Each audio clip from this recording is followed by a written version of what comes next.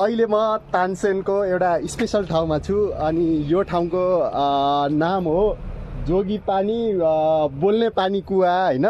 अनि यहाँको विश्वास चाहिँ के छ भन्दाखेरि यहाँको पानी खायो भने चाहिँ मान्छे बोल्ने हुन्छ भन्दो रहेछन् हैन।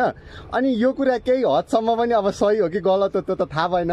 म आफै पनि 5 वर्षसम्म चाहिँ अनि मेरो पनि बोली नफुटेको हो रे हैन। अनि मेरो बुवा मम्मीले पनि यहीँबाट पानी लगेर खुवाइदिएको भन्दै हुनुहुन्थ्यो। त्यही भएर बोली फुट्या हो भन्ने त अब त्यो ग्यारेन्टी त भएन। तर चाहिँ के हो भन्दाखेरि म आफै पनि 5 वर्षसम्म बोली नफुटेको, त्यसपछि यहाँबाट पनि लगेर पानी खाएको, त्यसपछि चाहिँ बोली फुटेको भन्ने कारणले गर्दाखेरि चाहिँ यो ठाउँ चाहिँ मेरो लागि पनि एकदम धेरै स्पेसल भएको कारणले गर्दाखेरि चाहिँ मैले आज तपाईँहरूलाई चाहिँ यो ठाउँ चाहिँ देखाउन लिएर आएको है।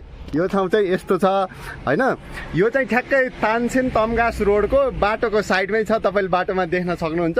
जोगी पानी भन्ने ठाउँमा छ अनि एकदम गजब ठाउँ छ। अनि यहाँ चाहिँ यसरी चाहिँ पानी आउने गर्छ हैन। अनि